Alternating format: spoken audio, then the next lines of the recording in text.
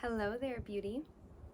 We are going to be diving deep into the sacred feminine mysteries, how the womb is a catalyst for change, and how you can ultimately cultivate the energy of your womb space and of your feminine body as a sacred vessel to activate more transformation, more pleasure, more power, and more purpose in your life. My name is Tierney Nicole. I am a Sacred Feminine Mystery School teacher, and my home is the Vessel, which is a beautiful, beautiful sanctuary for women to come together to delve deep into the sacred feminine path and to remember who we are and what we came here to fulfill as a sacred prophecy. This beautiful story begins with Sophia, with the mother, with the divine mother, with she who has unfolded upon life in many iterations. As I pray to her, sometimes I call her she who holds 10,000 names. Because the mother has incarnated in many, many, many different forms. She has incarnated as Sophia, as I love calling her, or Isis, Mother Mary, Inanna. All of these different goddesses essentially are iterations of the Divine Mother, of the divine feminine principle, embodied in essence and physical form to bring forward these teachings. And her story is one of dissension, one of consciously and creatively descending down to this earth realm to bring forward very specific teachings for very specific transformations on earth. And so within this cultivation of our sacred feminine energy, it's really important for us to embrace the goddess in her many forms and to study her and to look at the different stories, the mythos, the mysteries that she beholds, so that we can look at that and how it's playing in our experience and our reality as well. And the beauty of this is that I truly believe that we are all goddesses, that we are all, the creatrix, the creatress, the sacred mother, the divine mother, life, earth. We are all her unfolding upon itself. And so there is no separation. And of course, separation in its own unique way is such a mystery school teaching and is one of the constants on earth that we get to learn through and express through. Just like, physically, tangibly, I am separate from you. We are not in the physical same space. We have this phone, a physical object that's connecting us here, or a computer, or some kind of screen, technology, right? Yet, in that same way, our cells, our makeup, our stars, our consciousness, the very foundations of our being hold unity and hold oneness.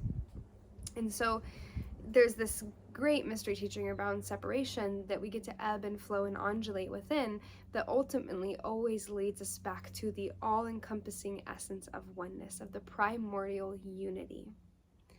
Primordial unity is the Sophianic source code mother makeup, right? Like this story of Sophia really begins, and this is, coming from Gnostic mystery teachings. The story of Sophia calls to the center of the universe, the galactic mother womb, our galactic center, where it all begins. And it comes to this story when there was that vast nothingness, deep spaciousness, not a hum, not anything out there in the universe. And in this vast spaciousness, the first pulse of life that began was the Sophianic consciousness, the source code mother frequency. And as this pulse birthed, concentric circles of life began to form. I like to visualize it as sound, the way that sound vibrates, or say, for instance, if you drop a water into a lake or a vessel of water, that ripple, I like to visualize that pulse of the Divine Mother, her first waking up into realization, her first births being that ripple of life radiating into that field of nothingness. And as that ripple began, there was still connection. There was still that unity, that all-encompassing frequency of the source code mother expanding upon itself. And in these teachings of Sophia, it continued to unfold. And each unfoldment of these pulses of life began to form their own individuality, their own consciousness, their own embodied experience. And in their unfoldment, new experiences could birth. And these experiences were having their own experience, of course, but also they were having an experiment of the Divine Mother. What is life? What happens when you unleash life to experience itself? How will it unfold? How will it unfurl? And what knowledge, what mysteries, what beauty can we explore? I truly believe that this was at the core center of birth of that great bang, of that unfoldment. And so, the teachings is like, we're all trying to get back to that oneness, right?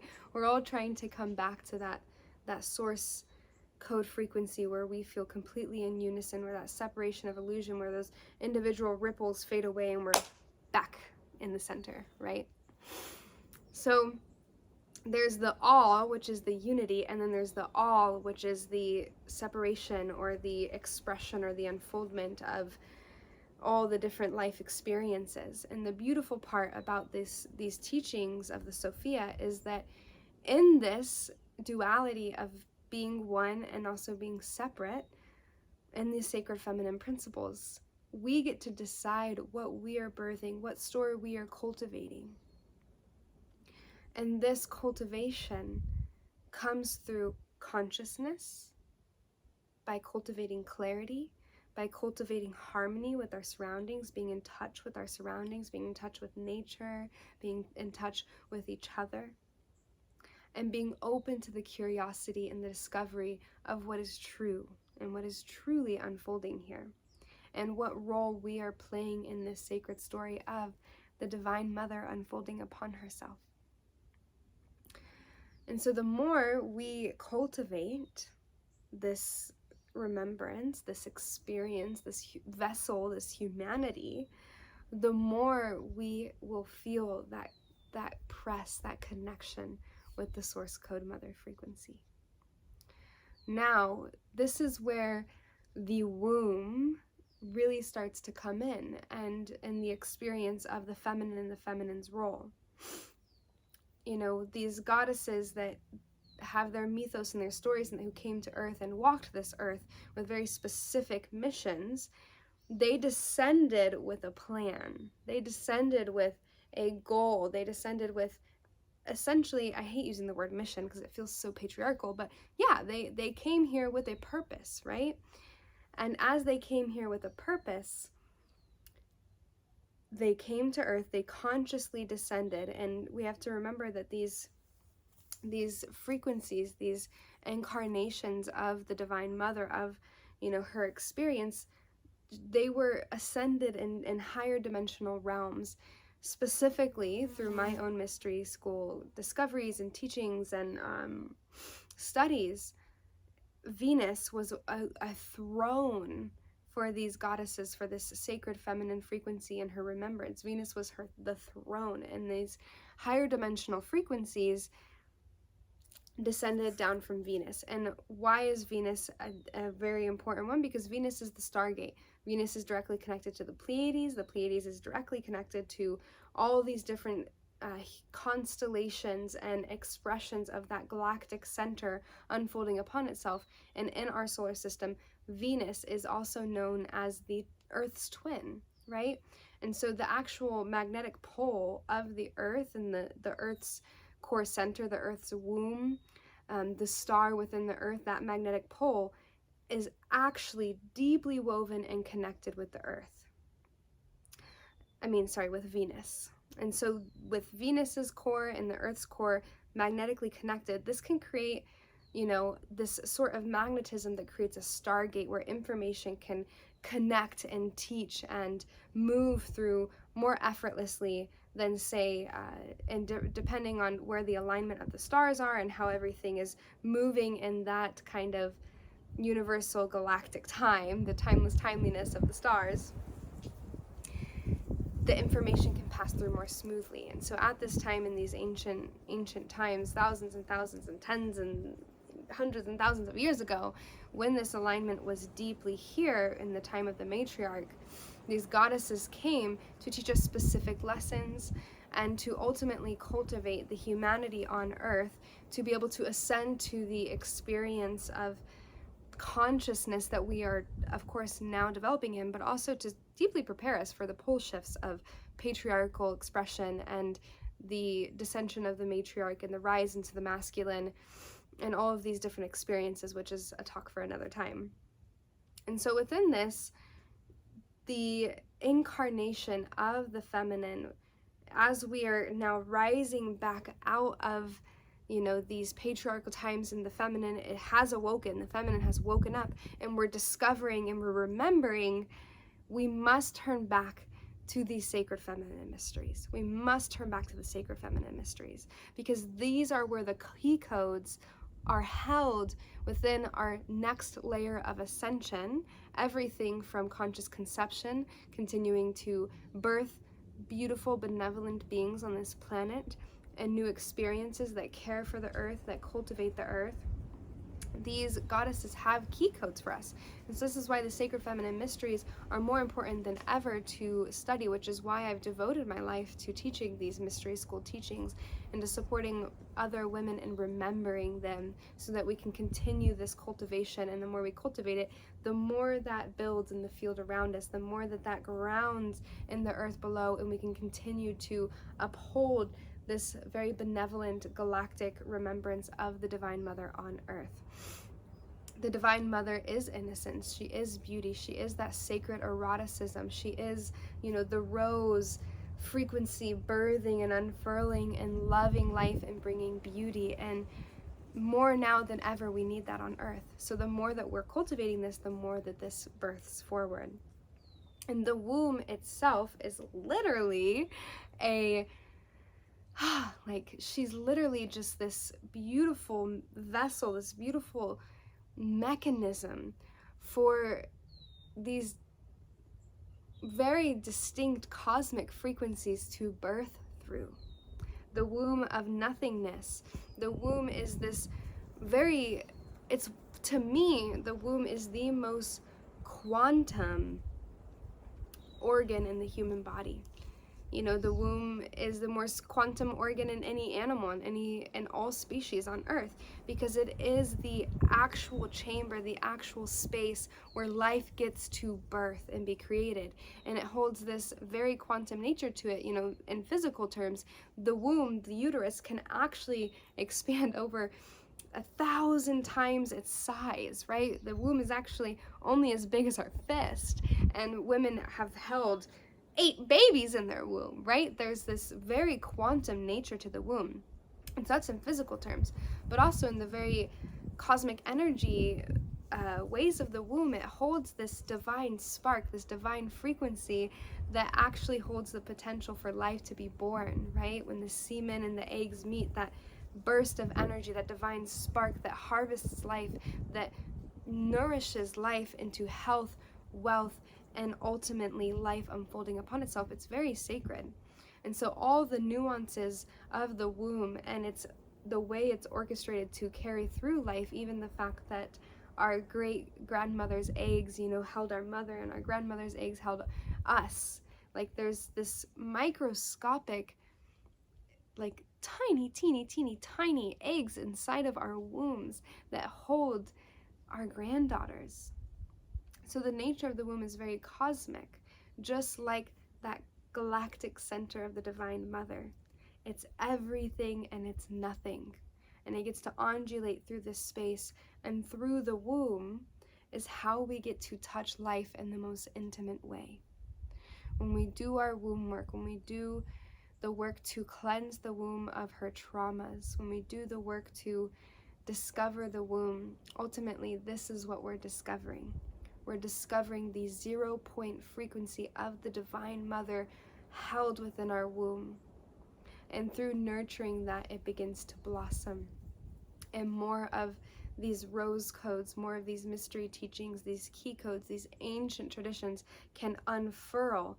And in this way, our vessels get to be able to hold these higher frequencies, which is a very important part of these mystery school teachings and the work that we are doing here on earth, especially through my mystery school, The Vessel. This is because we can't hold these higher dimensional frequencies in a dense body. Our bodies become more dense when we're holding on to these lower vibrational frequencies, baggages that are weighing us down. And this can be everything from ancestral trauma to our own trauma that we've experienced in our lifetimes by eating dense foods, by having levels of toxicity in our body. It actually weighs us down. And because this weighs us down, we aren't able to hold these higher dimensional frequencies, which literally are the light codes of the new earth, which literally are the divine spark frequencies, the key codes, the living light that ascends humanity into higher perspectives of awareness, higher consciousness, and higher cultivation of earth, right? So within that, if you want to ascend, if you want to be able to hold a higher frequency, if you want to feel closer to God, to Goddess, to life, if you want to feel life love you so deeply, we have to do the healing work. And for me and my discovery of working with hundreds of women and being on this path, the womb is everything. The womb is where it all gets to transcend in that quantum way, right? When we do our womb work, when we tend to the womb, trauma heals like that so deeply. And the beauty of the womb is that as we're doing this trauma healing and this great work, we are passing that information through our eggs. I love this part. It gets me so juicy and orgasmic, because this is the beauty of life. All of our life experiences, the good, the bad, the ugly, the beautiful, the healing, is passed on through our lineage, through the eggs of our womb. And that is such a potent responsibility that we have. And so when we're doing this womb healing work, our sons are receiving this information and our daughters are receiving this information. And this is how generational healing and Earth's healing happens. So I think that's quite a lot of information for you to digest today. Moral of the story is, if you want to feel close to the Goddess, if you want to discover the Goddess, do the healing work to cultivate your vessel, to be able to hold these high frequencies, to be able to meditate for longer, to journey deeper through these timeless spaces, to discover her and to feel her viscerally so that she can teach you and she can hold you.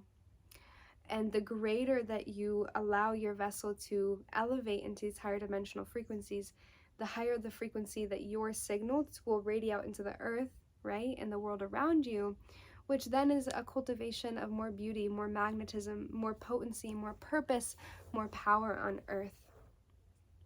And go study the mysteries, the mythos of the sacred feminine. Go see the stories of Inanna and her descent. Go study Sophia, go study Isis, Asat, Hathor, Heter, Kuan Yin. Go and study the stories of the sacred feminine, and I promise you will find yourself in them. And through this, you cultivate a very peculiar apprenticeship with these iterations of the Sacred Mother, who will carry you into the next layer of who you are becoming. Thank you so much for listening to this video. I hope you learned something of great value that is transforming your life, because that's what we're here for. If you have any questions or you want to share something that just blew your mind or deeply resonated, please comment below. I would love to answer them and to get to know you deeper.